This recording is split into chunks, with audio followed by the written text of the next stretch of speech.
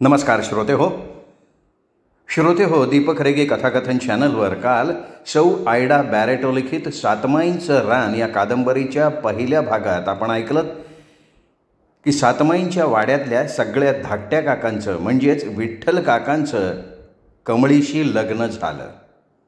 आता तिथून पुढे आमच्या खालच्या खोतांच्या कमळी काकू लग्न करून आमच्या सातमाईंच्या वाड्यात आल्या. नंतर त्यांनी थोडा गोंधळ करून ठेवला होता. म्हणजे त्याचं काय झालं, या आमच्या कमळी काकू तशा उंच भरल्या अंगाच्या, फार देखण्या असल्या तरी त्या फार गर्विष्ठ आणि अति लाडावलेल्या होत्या. त्यांना आपल्या माहेराची फार ओढ होती. तसं काय सगळ्याच लग्न झालेल्या तरुणींना आपल्या माहेराची ओढ असते म्हणा, पण इथे ह्या काकूंजवळ जरा ती ओढ जास्तच होती. आता त्यांचं देखील बरोबर होतं म्हणा. म्हणजे आमच्या सातमाईंच्या वाड्यासमोरचा मधला डांबरी रस्ता ओलांडला की लगेच ती चिमुकली 4 पावलांची पाऊलवाट सरळ त्यांच्या माहेरी पोचायची. त्यामुळे कमळी काकू आता उठसूट आपल्या माहेरी पाळायच्या. अगदी पहाटे उठून ती दवभरी पाऊलवाट चालून आपल्या माहेरी जायच्या. आणि कमळीच्या आठवणीनं नेहमी टिपं घालणाऱ्या पार्वती काकू देखील आपली पोर अगदी पहाटे पहाटे दात देखील न घासता आपल्याकडे धावत आली आहे हे बघताच आपल्या लेकीच्या मायेनं अगदी लोण्यासारख्या वितळून जायच्या. नंतर त्या लगबगीनं चुलीवरच्या गरम गरम पाण्यानं आपल्या नव्या लग्न झालेल्या पोरीचं रात्री अंग दुखलं असेल म्हणून प्रथम तिच्या अंगाला तेल चोळायच्या. तिला आंघोळ घालून तेल लावून तिची वेणी फणी करायच्या. नंतर जायफळ साखर घालून गरम केलेल्या दुधात वरून ही अशीच चाय घालून तिला ते दूध प्यायला द्यायच्या. आणि नंतर कमळी काकू आपल्या खोलीतल्या मऊ गादीवर पोट भरलेल्या मांजरीच्या पिलागत अगदी गाढ झोपी जायच्या. त्या एकदम दुपारी भाकरी खाण्याच्या वेळेला जाग्या होत असत. म्हणजे पार्वती काकूच त्यांच्या डोकीवरनं हात फिरवत त्यांना उठवायच्या. नंतर आळोखे पिळोखे देत कमळी महाराणी जेवायला बसत. तेव्हा त्यांच्या ताटात तांदळाच्या गरम गरम भाकऱ्या, चण्याची तेला तुपात खमंग परतवलेली तिखट उसळ, ताज्या लसणाची चटणी, साईचं दही असं गरमागरम जेवण पार्वती काकू तिला स्वतःच्या हातानं भरवीत असत. कधी भरलेली लुसलुशीत वांगी खाऊ घालीत तर अनेक वेळा साजूक तुपात गुरगुट्या भात करून तिला भारवायच्या. त्यावेळी त्या दौलती काकांना म्हणत असत, सुकली हो माझी पोर. आणि जेवण झाल्यावर तिळगुळाचा लाडू खात कमळी काकू पुन्हा गुडुप्प झोपी जायच्या. त्या एकदम संध्याकाळी 5-5:30 वाजता उठून पुन्हा साईचं दूध गुळाचा शिरा खाऊन नंतर जेवूनच साधारण 6:30 वाजता सातमाईंच्या वाड्यात पोहोचायच्या. त्यावेळी विठ्ठल काकांसाठी त्यांच्या आईनं त्यांना जेवण बांधून दिलेलं असे. आता कमळी काकूंचं देखील बरोबर होतं. आता त्यांच्या माहेरी त्यांना लोणी, साईचं दूध, गरम तांदळाच्या भाकऱ्या, त्यांचं आवडतं कोरड्या, उसळी असं असायचं. त्यात न्हाऊ माखू घालणारी आई असताना त्या लाडावलेल्या कमळा काकू अगदी पहाटे उठून आपल्या नवऱ्याच्या न्याहारीसाठी चुलीकडे भाकऱ्या का बडवत बसणार होत्या. त्यामुळे हुशार कमळी काकू आमचे विठ्ठल काका उठण्याच्या अगोदर माहेरी पाळायच्या. त्यावेळी त्यांना माहिती असायचं आपल्या नवऱ्याला आपल्या कुठल्याही जावेच्या चुलीकडे न्याहारी आणि दुपारचं जेवण हे मिळणारच आहे. त्यात आनंदी आत्या होतीच की. म्हणून कमळी काकूंना त्यांच्या नवऱ्याच्या जेवणाची मुळीच चिंता नव्हती. तसा त्यांना त्यांचा विठ्ठल खूप खूप अगदी उसागत गोड लागून खूप आवडत होता. ते रात्री कशा तिला मस्त गुदगुल्या करून त्यांचं अंग सुखवीत. त्यांच्या नाजूक ओठांची चुंबनं घेऊन त्यांचे ओठ दुखवून सुजवून टाकेत. आणि त्यांच्या त्या सुखद सहवासाच्या जागरणामुळे कमळी काकूंना कधी एकदा आईकडे जाऊन झोपते असं होऊन जात असे. आता त्या रात्रीच्या जागरणात खूप सुख सामावलेलं असलं तरी ते सुख देणाऱ्या आपल्या नवऱ्यासाठी अगदी पहाटे चूल फुंकून भाकऱ्या बडवण्याचा विलक्षण कंटाळा कमळी काकूंना येत असे. म्हणून त्यावर हा छान तोडगा त्यांनी काढला होता. ते म्हणजे आपला नवरा उठण्यापूर्वी आईकडे पळायचं. आणि कमळी काकूंचं तिथे आईकडे असे लाड होत असताना इथे मात्र आमचे विठ्ठल काका गालातल्या गालात हसणाऱ्या आपल्या वहिनींकडे दुर्लक्ष करून न्याहारी करून निमूटपणे शेतावर जात होते. दुपारी देखील जेवणाच्या वेळी त्यांच्याकडे तोच प्रकार व्हायचा. त्यामुळे आता अनेक वेळा विठ्ठल काका आपल्या अक्कीच्या चुलीजवळ आपली न्याहारी आणि जेवण करत. त्यामुळे आपल्या वहिनींचं ते गालातल्या गालात हसणं तरी त्यांना टाळता येत होतं. आता तशा त्यांच्या वहिनी काही बोलत नसल्या तरी पानात त्यांना आवडणारा मिरचीचा ठेचा व वांग्याचं दही दाणे घातलेलं भरीत वाढताना त्या हलकेच हसत आणि म्हणत, भाऊजी अहो असं व्हायचंच. आमचं माहेरसुद्धा इतकं जवळ असताना तर आम्हीसुद्धा कुणाला आमच्या चुलीजवळ सापडलो नसतो. आता कमळी नाही तर आम्ही आहोत ना, तेव्हा तुम्ही नीट जेवा. आणखी भाकरी वाढू का? आणि ते नको म्हणून खाली मान घालून जेवत. पुढे पुढे विठ्ठल काकांना आपल्या कमळीच्या ह्या अशा वागण्याचा राग यायला लागला होता. त्यांनी अनेक वेळा कमळीला त्याबद्दल सांगून ते म्हणाले, कमळे बघ, माझ्या वहिनी आपल्या चुलीकडे बसून माझ्या दादांना भाकर तुकडा खाऊ घालतात आणि तू असताना मला असं कुणाच्या चुलीकडे बसून जेवायला लाज वाटते. हे बघ, आमचा सातमाईंचा वाडा धनधान्यानं भरलेला असताना रोज रात्री तू आणलेली तुझ्या माहेरची भाकरी मला नको आहे. तेव्हा उद्यापासून तू कुठेही जायचं नाहीस, तर चुलीकडे मला तू हवी आहेस. तेव्हा तेवढ्या वेळापुरतं त्यांच्या गळ्यात हात घालून कमळी काकू बरे म्हणत असत, पण सकाळी पुन्हा ये रे माझ्या मागल्या. रात्री ते कमळीला रागवायला लागले की ती आपली चोळी काढून त्यांच्या अंगावर पाडायची. मग अशा परिस्थितीत विठ्ठल काका तरी त्यांच्यावर कसं रागवणार बघा. तरी एकदा कमळी काकूंबद्दल आनंदी आत्याकडे ते बोलले होते, तेव्हा आत्या त्यांना म्हणाली, जाऊ दे रे विठ्ठल तिला माहेरी. उद्या तुम्हाला पोरं झाली की नंतर ती झक्कत बसेल चुलीकडे. वाड्यात त्यावेळी सगळ्यांना वाटलं होतं की कमळी लाडावलेली आहे, तेव्हा नव्या नवलाईनं ती माहेरी जाते, पुढे आपोआप आपली चूल सांभाळेल ती. परंतु कमळी काकूंचं माहेर पण काही संपेना. आणि एकदा मात्र संयम संपलेले विठ्ठल काका त्यांच्यावर जाम भडकले. तेव्हा कमळी काकू त्यांच्या गळ्यात हात घालून लाडे लाडे म्हणाल्या, अहो माझी आय आणि बा म्हणतात, तुम्ही आता सकाळ दुपार आणि संध्याकाळ आमच्या वाड्यावर जेवा. मी तुम्हाला माझ्या आईनं केलेली उन्हून भाकरी आणि लोण्याचा गोळा माझ्या हाताने भरवीन. रात्री झोपायला आपण आपल्या वाड्यात येऊ. तेव्हा विठ्ठल काका फक्त तिच्याकडे बघून काही न बोलता झोपायला गेले होते. आता आमच्या वाड्यात सर्वांनाच काकूचं हे उड बस माहेरी पळणं आणि त्यामुळे विठ्ठल काकांची होणारी कुचंबणा जाणवली होती. परंतु त्यावेळी आजीने विचार केला होता की जर कमळीचं हे असं वागणं विठ्ठलाला चालतं तर आपण उगाच त्या नवरा बायकोत कशाला पडायचं. त्यामुळे आजी कमळी काकूंचं हे नाटक बघत गप्प बसलेली होती. एकदा मात्र इरली काकू आजीला म्हणाल्या, आई काल विठ्ठल भाऊजी माझ्या चुलीकडे नीट जेवले नाही. आता 7 महिने झाले ही कमळी आपल्या चुलीकडे बसत नाही, एकदा तू तिला समज दे.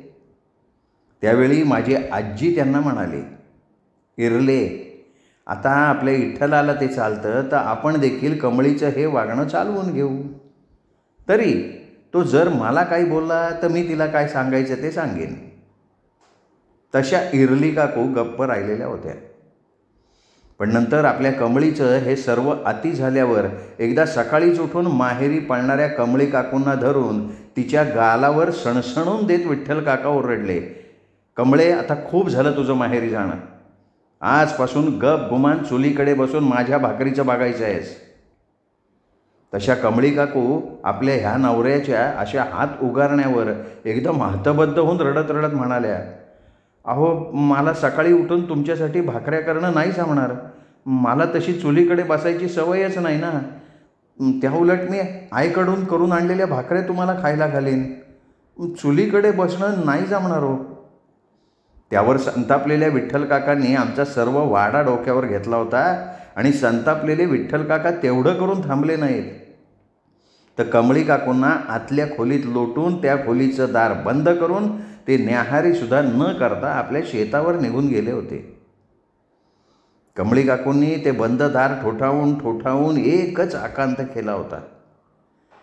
आयुष्यात प्रथमच त्यांच्यावर कोणीतरी हात उगारून त्यांना असं खोलीत बंद करून टाकलं होतं.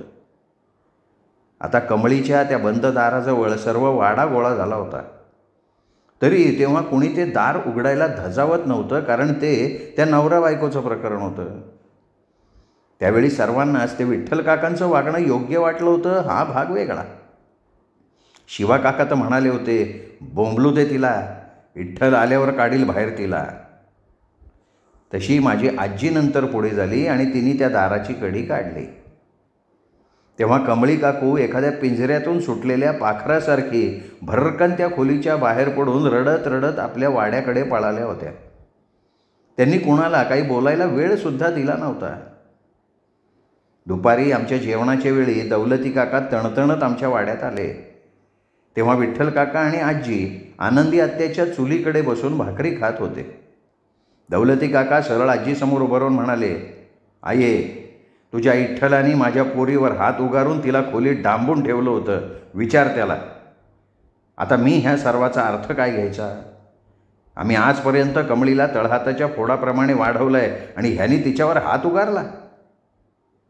तेव्हा माझी आजी शांतपणे म्हणाली, दौलती पोरा, आता विठ्ठलानं तिच्यावर का हात उगारला याचा अर्थ आता तूच शोधायचा आहेस.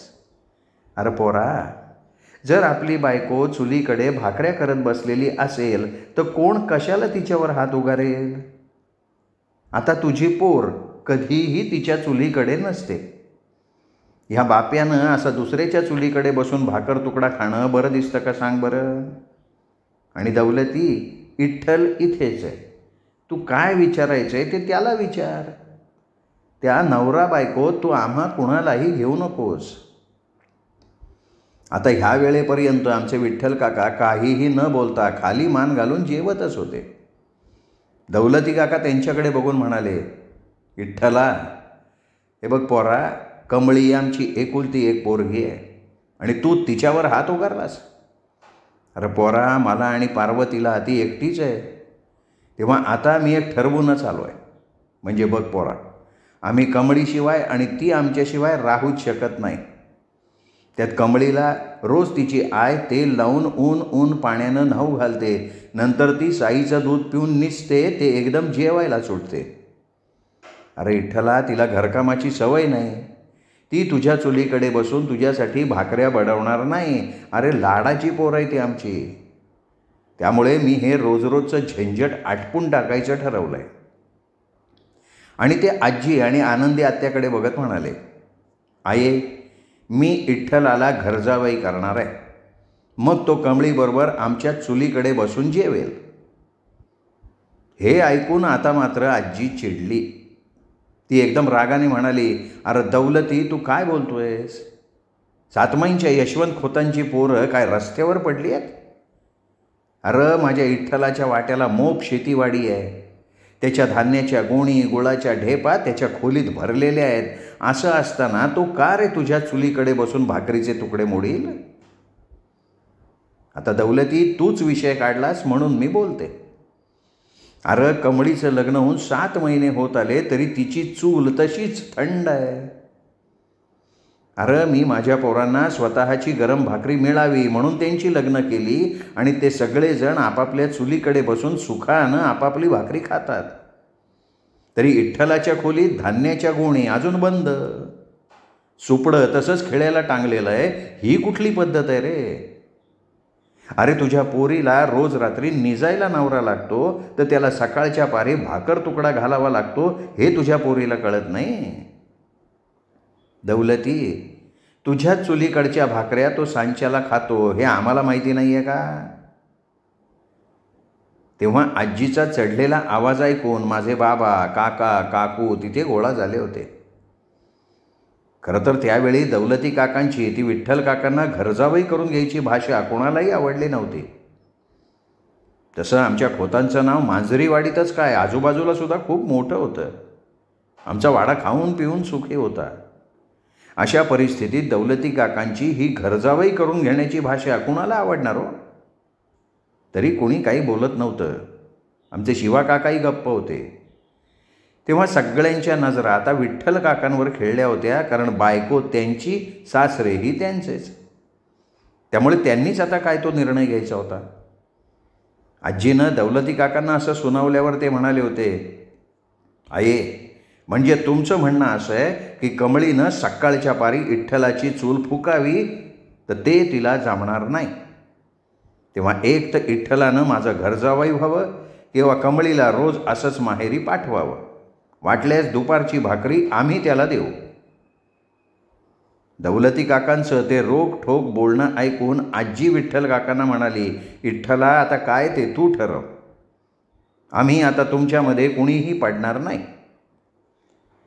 तेव्हा सगळेजण विठ्ठल काकांकडे बघत असताना विठ्ठल काका आपली भाकरी खाऊन शांतपणे उठले. दौलती काकांना म्हणाले, बा तुम्ही उद्या सकाळी इथं या, नंतर मी काय तो निर्णय घेईन.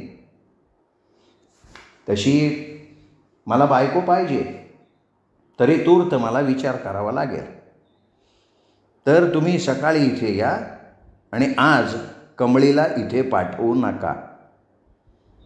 हे ऐकून दौलती खोत खुशीनं हसत म्हणाले, अरे मर्दा, उद्या मी तुला न्यायलाच येतो. तसे विठ्ठल काका ठीक आहे म्हणाले होते, पण दौलती काका गेल्यानंतर विठ्ठल काका आपल्या भावाकडे, आजीकडे, आत्याकडे बराच वेळ खुसूर पुसूर करत राहिले होते आणि नंतर तो दिवस आणि रात्र संपून गेली होती. दुसऱ्या दिवशी अगदी भल्या पहाटे दौलती खोत आमच्या वाड्यावर आले, तर माझे सर्व काका, बाबा आणि विठ्ठल काका फेटा बेटा बांधून कुठे जाण्याच्या तयारीत सज्ज बसलेले होते. तशीच वाड्याच्या दाराशी बैलगाडी तयार उभी होती.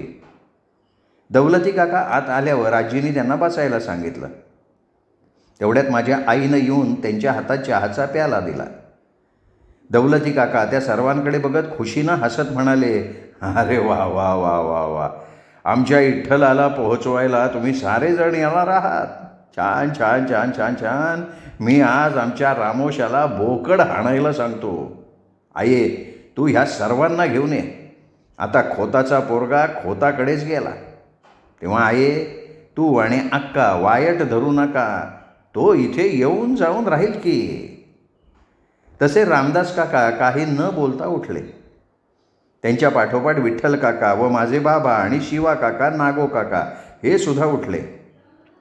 तसे दौलती काका म्हणाले होते, अरे अरे थांबा की, मी चहा तरी घेतो. तेव्हा त्यांच्याकडे बघत विठ्ठल काका म्हणाले, बा तुम्ही सावकाश चहा प्या, अहो आम्हाला उशीर होतोय. आणि मग ते आजीकडे बघत म्हणाले, बरं आये, आम्ही निघतो. परवा संध्याकाळी आम्ही परत येऊ. खूप कामं आहे, वकिलाकडे जाऊन नोटीस पाठवायची आहे. एवढं बोलून त्या सर्वांनी दाराजवळ जाऊन आपापली पायतणा घातली. तसे एकदम उठून दौलती काका म्हणाले, अरे पण मर्दांनो, तुम्ही कुठं निघाला. तेव्हा आता शिवा काका म्हणाले, दौलती, आम्ही कोल्हापूरला आबा पाटलांकडे विठ्ठलासाठी पोरगी बघायला चाललेलो आहोत. तशी पोरगी आबांनी पाहिली आहे. जर विठ्ठलाला ती पोरगी पसंत पडली तर लगेच त्याच्या लग्नाचा बार आम्ही उडवून देणार आहोत. तरी दौलती, त्या अगोदर विठ्ठल रितसर सोड चिठ्ठीची नोटीस कमळीला देईलच, म्हणजे कमळीसुद्धा दुसरं लग्न करायला मोकळी होईल, नाही का. तसे दौलती काका घाम पुसत आजीला म्हणाले, आहे आहे, अगं हा काय सगळा प्रकार आहे. तेव्हा माझी आजी शांतपणे म्हणाली, हे बघ दौलती, हे सर्व कमळीचंच कर्म आहे. अरे माणूस लग्न कशाला करतो, त्याला आणि त्याच्या पोराबाळांना गरम भाकरी खायला मिळावी म्हणूनच ना. आता तूच सांग, तुझी पार्वती दिवस रात्र माहेरला जाऊन राहिली असती आणि तुला रमीच्या चुलीजवळ भाकरी खावी लागली असती तर तू काय केलं असतंस रे. अरे तुला एकदा पार्वती उलट बोलली म्हणून तू तिला इथे आणून 4 दिवस तुझ्या वाड्यात घेतलं नव्हतंस. तेव्हा तू काय म्हणाला होतास, आठवतं ना तुला. तू म्हणाला होतास, आये बायकोनं बायकोच्या मर्यादेत राहावं, तिने चुलीकडेच असावं आणि मर्यादेनं वागावं. अरे असं म्हणणारा तू तुझी पोरगी बघ की कशी वागती आहे. तर माझ्या विठ्ठलानं भाकरीसाठी रोज तुझ्या चुलीजवळ बसावं हे त्याला कसं चालेल रे. मग त्यामुळे माझा विठ्ठल म्हणाला की आबांना माझं आणि कमळीचं प्रेम प्रकरण माहिती नव्हतं, तेव्हा त्यांनी मला एकदा एक पोरगी मंदा बघितलेली होती, ती मंदा मला पसंत आहे आणि मी नाईलाजानं त्याला होकार दिला. आणि हे सगळं वासून ऐकणाऱ्या दौलती काकांना नंतर विठ्ठल काका पुढे येऊन म्हणाले, बा, मी कमळीशी लग्न केलं तेव्हा मला वाटलं की मी शेतावरून दमून भागून आलो की ती मला चुलीजवळ बसवून गरम गरम भाकरी खाऊ घालील, रात्री माझे पाय तेल लावून चेपील, माझ्या डोकीला तेल चोळील, ताजं ताक करून मला प्यायला देईल. माझ्या कमळीकडून ज्या अपेक्षा होत्या त्या सगळ्यांनाच आपापल्या पत्नीकडून असतात ना. बा, तुम्हीच बघा, माझ्या या सगळ्या दादांच्या खोल्या त्यांच्या संसारानं भरलेल्या आहेत. त्यांच्या चुलीजवळ त्यांच्या बायका आहेत, पण माझ्याच सगळ्या खोल्या आणि चूल रिकामी आहे. आता मलाही जाणवलं आहे की कमळीचं माझ्यावर खरं प्रेम नाहीच आहे. जर तिचं माझ्यावर खरं प्रेम असतं तर ती आज माझ्या चुलीजवळ माझ्या खस्ता खात बसली असती. मला तिने असा घरजावई होण्याचा कमीपणा दिला नसता ना. मी तिला तिचा नवरा म्हणून नको आहे, तर तुमचा घरजावई आणि तिच्या ताटाखालचं मांजर म्हणून हवा आहे. मला असली बिनकामाची बायको नको. आणि बा, मी गावपंचायत बोलवणार, हे सगळं सांगणार आणि तिला सोड चिठ्ठी देणार. नंतर तुम्ही आम्हा खोतांनी खोताची आबरू काढली असा दोष द्यायला नको ना. बरं, चला आता आम्ही निघतो. तसं दौलती काका घाईघाईनं पुढं झाले. विठ्ठल काकांचा हात धरून म्हणाले, विठ्ठला पोरा, मला तुझं म्हणणं पटलं आहे बरं का. अरे मर्द गड्याला आपली सेवा करणारी बायकोच हवी असते. हे बघ पोरा, आता कमळी तुझी बायको म्हणूनच तुझ्या चुलीजवळ राहील. कुठेही जाऊ नकोस तू, मी कमळीला घेऊनच येतो. तसं आजी मुद्दाम म्हणाली, नाही, पण दौलत्या, अरे त्या मंदाला आता आम्ही काय सांगणार. तेव्हा दौलती काका घाईघाईनं दाराकडे जात म्हणाले, तिला काय सांगायचं ते आबा बघतील. आणि सातमाईंची सून फक्त आमची कमळी आहे आणि ती आता सातमाईंचा वाडा सोडून कुठेही जाणार नाही. एवढं घाईघाईनं बोलून दौलती काका पळत पळत आपल्या वाड्याकडे गेले. तेव्हा आमच्या वाड्यात हसण्याचा एकच कल्लोळ उडाला होता. विठ्ठल काकांनी कमळी काकूंच्या दुखण्यावर अगदी योग्य तोडगा काढला होता. थोड्याच वेळानं कमळी काकू आपले आई वडील आणि काकांसकट धावत पळत आमच्या वाड्यात आल्या आणि आल्या आल्या विठ्ठल काकांचे पाय धरत रडत रडत म्हणाल्या, धनी माझं खरंच चुकलं, खरंच धनी माझं चुकलं, आता असं नाही पुन्हा होणार माझ्या हातनं कधी. त्यावेळी आजी कमळी काकूंना उठवत म्हणाली, कमळे लेकरा, खोताच्या सुनेनं आपल्या माहेरी मानानं जावं आणि 4 दिवस माहेरपण करून नंतर मानानं सासरी यावं. असं उठ सूट माहेरी पळण्यानं नवऱ्याचा मान जातो. कमळे, अगं नवऱ्याला नुसती रात्री बिछाण्यात आपली बायको लागत नाही, तर त्याला सकाळी ती चुलीजवळ, दुपारी ताटाजवळ आणि रात्री उशाजवळ हवी असते. आणि तिच्या ह्या असण्याला संसार असं म्हणतात बरं. तशी कमळी काकू एकदम आजीचे पाय धरून रडत म्हणाली, मी खरंच चुकले आहे मी. आणि नंतर खरोखर आमच्या कमळी काकू आपल्या संसारात पूर्णपणे रमल्या. त्या एवढ्या रमल्या की त्यांना पाहायला आता पार्वती काकूंनाच आमच्या वाड्याकडे यावं लागे.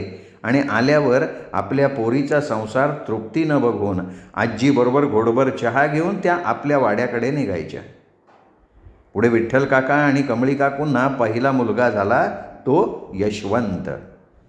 त्यानंतर 3 वर्षांनी त्यांना जुळ्या मुली झाल्या, त्या यमी आणि चिंगी. आम्ही सातमाईंच्या वाड्याची मुलं 4-5 किंवा 6-7 महिन्यांच्या अंतरानं झालेलो होतो. श्रोते हो, हे प्रकरण इथेच संपलं. पुढचं प्रकरण आहे आमची मांजरी वाडी.